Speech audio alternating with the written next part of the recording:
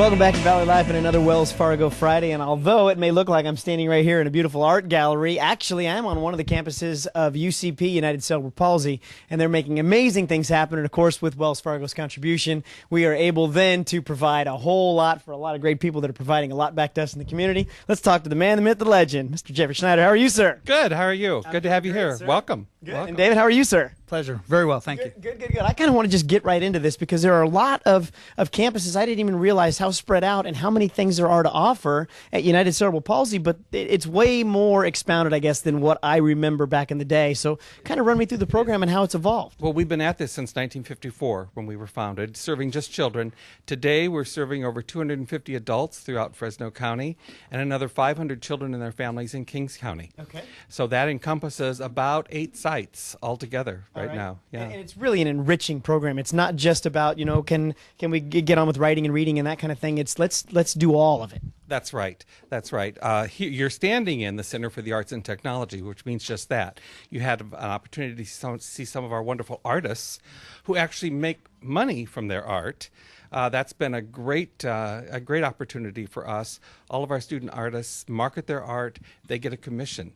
For some of them, that's the first paycheck they've ever had in their life. And we love that. So we'd love for people to come, go through our art gallery, pick out something, buy a gift for somebody. Always welcome to do that. Sure.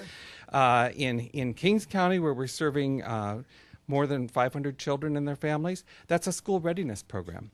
So that both kids with disabilities and what we would call typical kids are integrated into that program and both have the opportunity to make sure they're ready for school when they enter kindergarten. Okay. Now, the functional involvement, I think in the very beginning, started from parents being more about cerebral palsy. Now has evolved into maybe some other things that might be affecting people, so that it encompasses more individuals. Great point.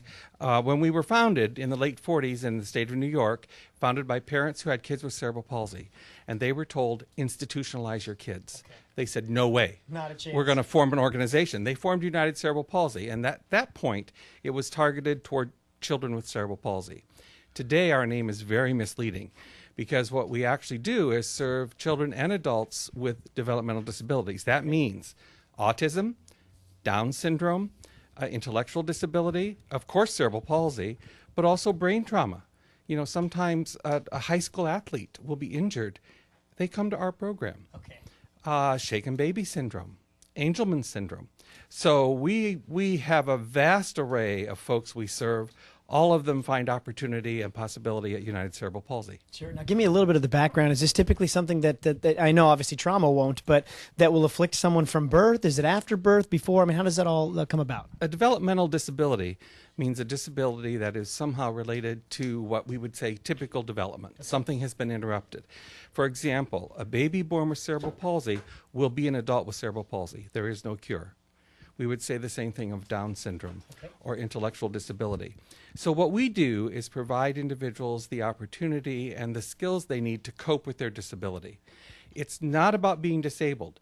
It's about being differently abled. Sure. And finding those things that help people thrive and succeed in society. Sure, and that kind of probably stemmed, David, to some of your involvement in thinking about, all right, differently abled, how can we make people even more abled? Absolutely. You know, Wells Fargo is such a big pillar in this community, and I am touched every time I come to the center. I'm touched by the students. I'm touched by the faculty. I'm just so happy to have been involved with this. And it's always impressive to me, you know, this is the second year of doing Wells Fargo Fridays, that the involvement that you take, and not just from people saying, you know, we need some people out there in the community to take advantage of some sort of showplace and say that Wells Fargo is a part of it. I mean, upper administration all the time, you guys just dive right in, roll the sleeves up and say, look, we're here to help. This is something that's near and dear to us. Let's make it happen. Absolutely. We practice what we preach. Sure. Now, looking at differently able, too, you've got some amazing artists here. We have incredible artists. If you kind of look around, you see the wind chimes, you see the ceramics. If you were to be in the other rooms, you'd see amazing paintings. All of these for sale. I'll push that again. There you go. And I don't know if you can see this. Every year we have the Brian Sturgeon Run, okay. St. Patrick's Day Run. Wells Fargo was one of our major presenting sponsors this year. These were the medallions presented to the children at the run. All of these created by our student artists. Oh, Unique. No other run in the valley, probably in the country, has awards like this that are done by these great folks. And Jeffrey, I'm a triathlete and try to do local events. There are so many different events that are sponsored in all kinds of different programs.